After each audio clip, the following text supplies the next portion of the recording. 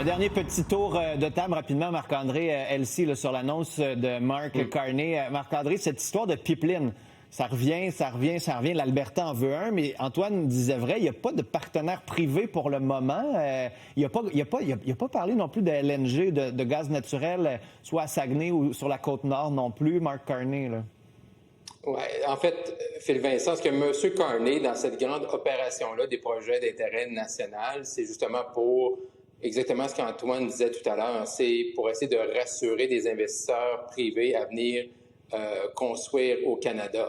C'est le plus important, c'est ce que tu dis. Hein? Donc, c'est le plus important. Donc, tu sais, je comprends là que là, on est tout excités, que c'est les 5 premiers projets et tout ça, mais il reste en moins que c'est des projets qui étaient déjà dans la machine, qui étaient déjà avancés. Est-ce que son pari va réussir? Parce que là, il vient de dire quelque chose. Tout à l'heure, on écoutait là, en français. Il s'est fait poser la question par rapport au projet de loi qui est devenu une loi 69, le C-69, qui était l'héritage, encore une fois, de Justin Trudeau, pour mettre un frein, pour compliquer la vie de mettre en place de nouveaux oléoducs au Canada. Et ça, il l'a pas abrogé. Ça, il l'a pas changé. Ça, il l'a pas mis encore au il dit que ça sera pas un problème. Ça n'a pas un frein. Mais là, il va pas respecter la loi qui a été mise en place par un gouvernement. Ça va être intéressant à suivre. OK. Elsie, mot de la fin là-dessus? Ben, moi, je pense que ça va être intéressant aussi de calculer les retombées économiques dans chacune des provinces. Est-ce que tout le monde en a pour son argent, d'une part? Deuxièmement, bon, Contrecœur, c'était pas dans la liste de François Legault. Là. Ultimement, nous, on voulait miser davantage sur de l'énergie. T'sais, on se rappellera que quand c'est bien parti au fédéral, on s'est dit, on va être bien positionné pour positionner nos projets énergétiques. Bon, c'est pas là. Ils voient pas le jour tout de suite, ces projets-là. Je comprends, mais sauf que... C'est pas une fermée non plus, là. Mais la CAQ avait fait élire Suzanne Dansereau dans ce coin-là, qui était une ancienne mairesse de Contrecœur qui plaidait pour ce projet-là depuis très longtemps. C'est elle qui avait dit c'est pas les grenouilles qui vont nous empêcher de faire du développement économique. Et donc là, c'est Suzanne Roy qui est là maintenant, qui n'est plus ministre. Je serais bien curieux de savoir, mais je pense que son discours aussi va dans le sens du développement et de l'élargissement de Contrecœur. Mais là, il faut dire adieu peut-être au chevalier cuivré. Oui, Bernard Drinville et sa voix maritime, ça va peut-être en faire partie. Bon, justement, on ouvre la porte à ce remaniement d'hier. J'avais hâte de vous revoir et de vous entendre. On a eu, on le savait pas mal tout, le cabinet, mais on a eu ce discours-là, Elsie, avec les 4 priorités de François Legault. Une fois que c'est dit, digéré, que les pièces ont bougé, qu'on en a parlé, tu retiens quoi? C'est Cruella, c'est la bataille contre les syndicats, parce que François Legault en reparlait ce matin à notre collègue de Québec. Là, vraiment, il veut miser là-dessus, les médecins, la FAE. Let's go, on se bat contre tout le monde. Qu'est-ce que tu retiens? Bien, en 2022, il y avait 5 priorités. Bon, on a encore l'économie, l'identité, ça reste au cœur de la CAQ, mais à l'époque, on avait santé, éducation, environnement. Bon, environnement, vraiment, ça a pris le champ.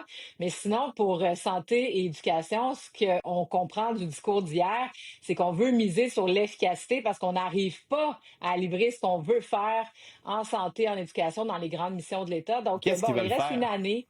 Ben c'est ça, il reste une année. Les syndicats, bon, c'est sûr que quand ils parlent des syndicats, ils visent principalement les 2 syndicats de médecins. Donc ça, c'est un gros élément.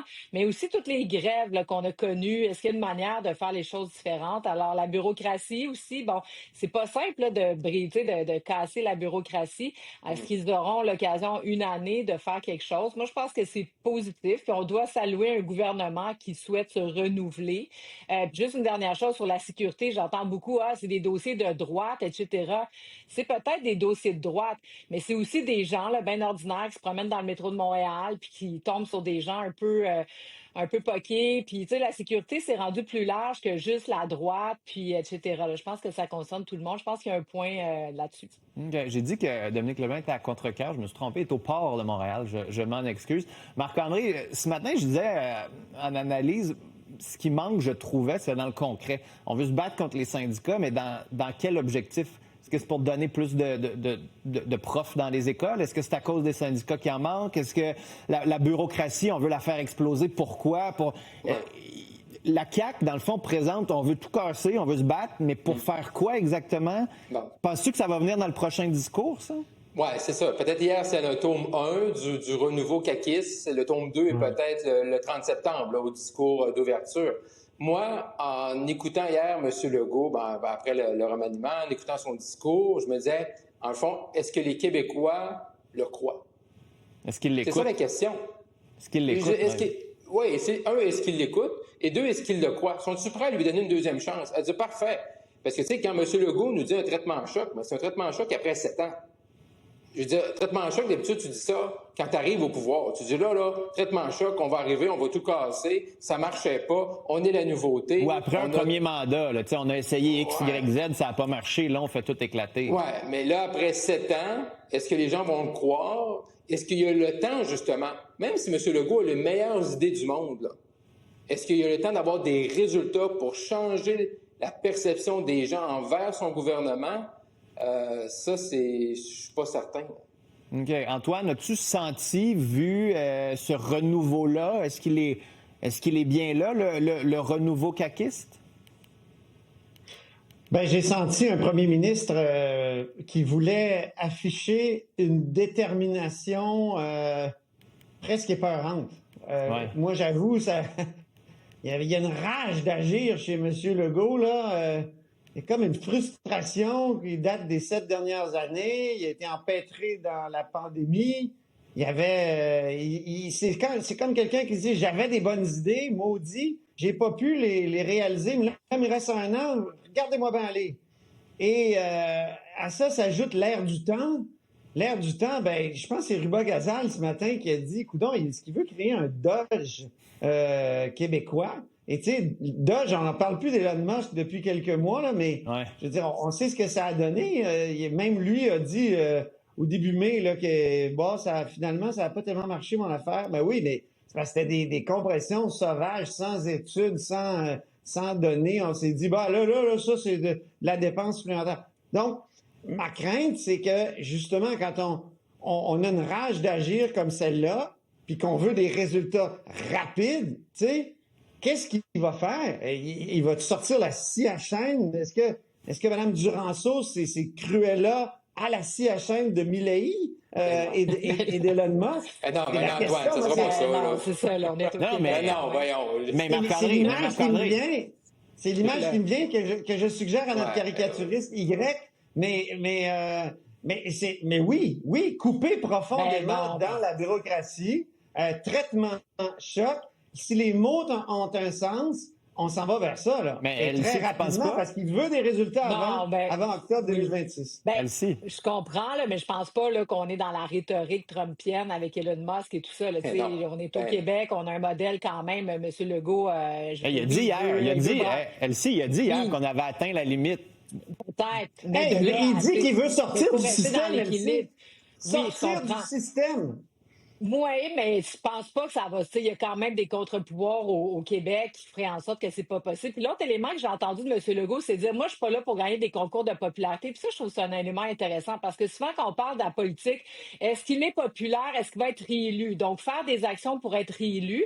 Ce que j'ai compris de M. Legault hier, c'est qu'il dit, moi, je vais faire des actions pour le bien commun, puis on verra ce que ça donne dans 1 an, mais je le ferai pas en fonction d'une popularité. Puis ça, c'est quand même intéressant de dire, écoute, il va pas juste gouverner en fonction des sondages comme il a fait dans les dernières années. Ouais, ça, c'est toujours... Je me demande ce qu'un politicien peut gagner à créer, finalement, à ouvrir des fronts contre tout le monde. Parce que Marc-André, ce que François Legault a dit, c'est aussi ces fameux contre-pouvoirs, les environnementalistes, les syndicats, les normes qu'on s'est mises. Il faut faire sauter ça aussi. L'image de la camisole de force qui se referme, c'est ça. C'est qu'avec le temps, l'État a grossi, a mis des points, a mis des mesures, puis ça fait en sorte qu'on n'arpeu plus à agir. Il y a du vrai là-dedans. Ça. Ben oui. Oui, mais on le dit tous là, que ça fonctionne pas, mais c'est ça un peu le Québécois. On dit, là, il faut que ça change, mais on n'est pas prêt à tout changer. On dit que le modèle... parce qu'il y a des choses qui fonctionnent. On n'est pas prêt à dire que le modèle québécois ne fonctionne pas. Je veux dire, c'est ça, M. Legault, il faut qu'il aille au bout de son histoire. Qu'est-ce qu'il veut changer Et le réellement? Québec, est-tu brisé? Qui répondent à cette question-là, c'est lui incroyable. Il est au pouvoir depuis 7 ans, puis il nous dresse un portrait ultra noir, ultra sombre des choses. Moi, en tout cas, c'est quand même étonnant comme discours.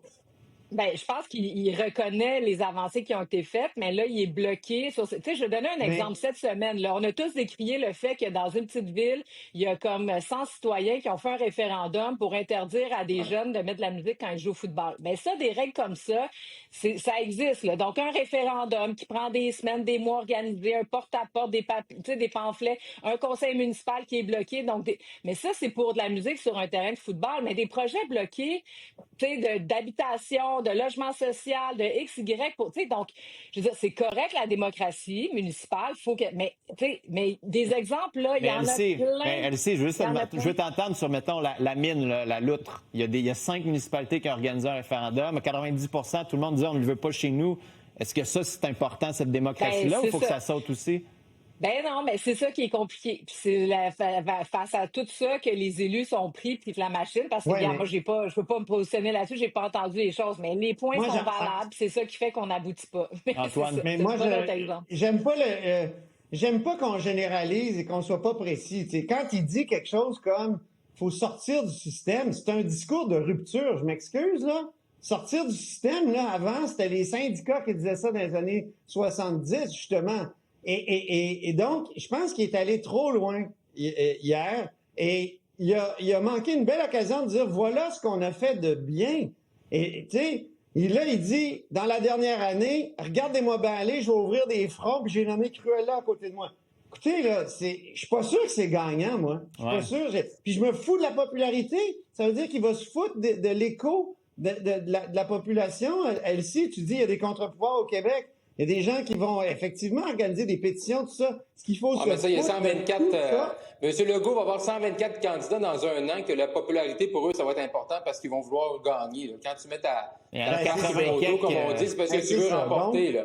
Puis ça veut dire qu'il va peut-être du théâtre hier. Marc-André, je te laisse le mot de la fin là-dessus. Est-ce qu'on s'attend à un premier ministre très impopulaire qui va se battre sur tous les fronts et qui va réussir quelque chose, ou, comme Antoine le dit, c'est du théâtre? Moi, je pense que c'est un premier ministre qui va tout essayer d'ici le mois de décembre. Et après ça, tout dépendamment comment ça va aller, comment son caucus va réagir, il y aura peut-être une réflexion à faire. Mais là, ça va être le tout pour le tout jusqu'au 24 décembre. C'est Laporte qui va nous dire demain, on continue la discussion, parce que François Legault répète partout qu'il reste. Demain, il est en entrevue avec Mario Dumont à 11h30. On va l'écouter. On va pouvoir analyser le tout. Merci à vous trois d'avoir été là. Toujours un plaisir de se parler. C'était vraiment fun. Salut. À demain.